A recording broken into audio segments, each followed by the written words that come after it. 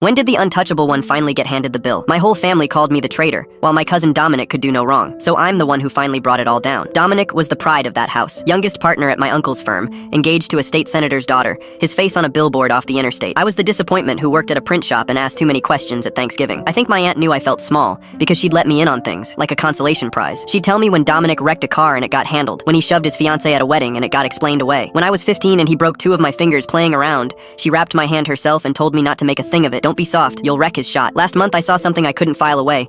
I'd gone by his place to drop off proofs for the firm's brochures. Side door was open. I heard his fiancée Renata saying, "Stop, please, stop." And I went far enough down the hall to see him with her against the kitchen counter, forearm across her throat, her feet barely on the floor. I filmed 11 seconds of it, then I called 911. He was arrested that night and out on bond before I'd finished my coffee. The next morning I woke to my family loading my things into contractor bags in the driveway of the house I'd been renting a room in, my aunt's house. "You've ruined this family," she screamed. "Do you understand what you've done to him? To all of us?" My uncle just stood there with his arms folded. "1 hour. Don't come back." I still tried to reason with them. I said it wasn't the first time. My aunt said Renata was a social climber and I'd handed her a payday. So I was sitting on the curb at 23 with 3 garbage bags when my phone rang. Renata's older brother, Pierce. He'd heard about the report and wanted to know what I'd actually seen. I couldn't get a full sentence out. He figured out the rest, told me to drop a pin, and pulled up 19 minutes later in a Corolla held together by tape and prayer. We didn't speak on the drive. The second his apartment door shut, Pierce came apart, sat down on the floor with his back against the couch and sobbed. She never told me how bad it got. I should have known. I should have gotten her out. I stood there holding garbage bags watching a 34-year-old man break in half over his sister, and understood I'd never once seen love look like that in my family. Then his phone rang. Renata, on speaker. "He won't stop. He says if I don't recant, he'll put things out. Pictures. The private ones." Pierce's face emptied. "He sent 30 messages in 2 hours. His father gave him his phone back." Her voice cracked. "He says he knows where you live. He knows I'm probably here." Then she said the thing that changed the room. Small and flat. "Maybe it's easier if I'm just not around for any of this." Nobody breathed. Pierce said very carefully, "Say the rest of that out loud, Ren." She said she was tired. She said she had her keys and didn't know where she'd drive. He said, "Where are you right now?" She said the pharmacy lot on Beaumont. "Put the keys on the passenger seat. Don't drive. I'm 11 minutes out." He handed me the phone. "Stay on with her." So I sat on a stranger's floor and talked to a woman I'd met twice. I told her what I'd seen and that I'd say it to anyone who asked. I told her nobody who mattered was going to hate her. I told her about my fingers at 15 and my aunt's face. Then I said, "There's a number, 988. Call or text. It's yours whether Pierce is there or not." She said, "Okay." She didn't sound like she meant it, but she stayed on the line, and I could hear her breathing, and that was enough for 11 minutes. Pierce brought her back. She slept on that couch for 2 months. Here's what my family didn't account for. The DA's office had 2 prior complaints against Dominic that had evaporated. Witnesses who stopped returning calls. What they'd never had was someone from inside the house. I sat with an investigator for 6 hours. The wrecked car, the wedding, the parties where girls left crying, the checks my aunt wrote and thought I couldn't read, the attorney on speakerphone in her kitchen in 2019. Dominic pled. He lost his license to practice. My uncle's firm lost 2 of its biggest clients and the billboard came down in March. Renata started therapy at 11 weeks and she's still going. She turned 30 in April. Pierce made a cake that was genuinely inedible. She laughed so hard she had to put her fork down. I've been sleeping on that couch for 9 months now. It's the first place I've lived where nobody has told me I'm being too sensitive.